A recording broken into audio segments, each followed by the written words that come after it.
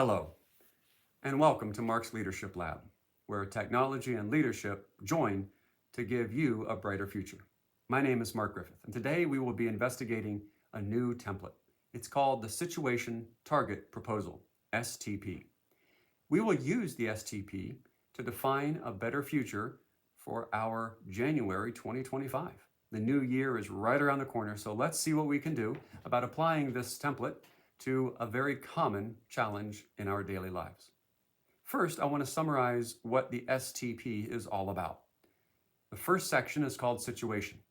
It's named that because that's where we identify, at a high level, the various elements of our as-is scenario.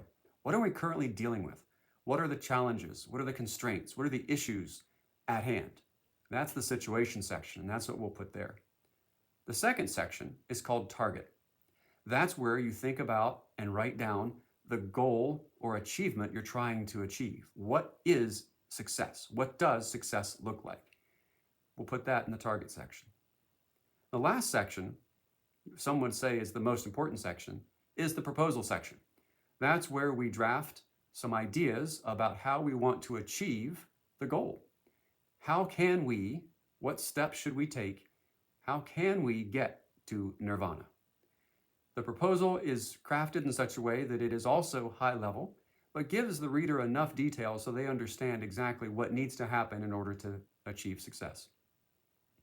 With that said, let's see how we might apply this STP structure to our New Year's resolutions. I don't know about you, but oftentimes New Year's resolutions don't get the attention they deserve.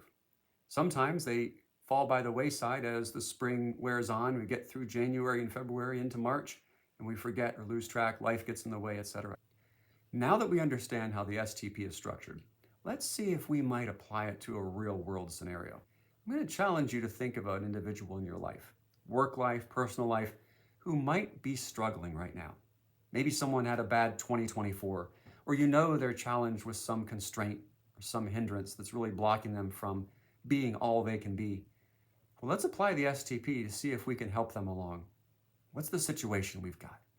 What is that person's weakness, their primary weakness? What are their strengths? What are their hopes? What are their dreams? Let's write those in the section called Situation. The next section, Target, is where we will list an achievement, a goal, or a new behavior pattern that we want to see on that person. We'll put it there in the template for a target. The last section is Proposal. Very important that we get a stepwise procedure written down here, steps to follow to help that person achieve the goal. Now, in order for all of this to work, it requires really good empathy, understanding what it's like to walk in that person's shoes. Sometimes they have medical constraints. Sometimes they have emotional, physical constraints. Sometimes they just are bogged down with life's issues, inflation. Who knows, right? So, this is the time that we get to know the person even better. I'm challenging you, I'm asking you to consider using this month of January 2025 to get to know that individual better. In the Substack, my Substack, I've added some ideas. It's a recipe on how you might do that. Get to know the person better, design a program for them that helps them succeed. And by the end of January, maybe by mid-February, both you and that person will be able to give each other a high five because you've been able to achieve a new height, a new goal that you wouldn't have otherwise.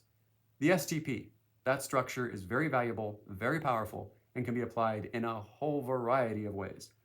So, in the comments section below, please let me know how you have used the Situation Target Proposal in your life, if it's new to you, or if you have found other templates or other structures that are even more effective.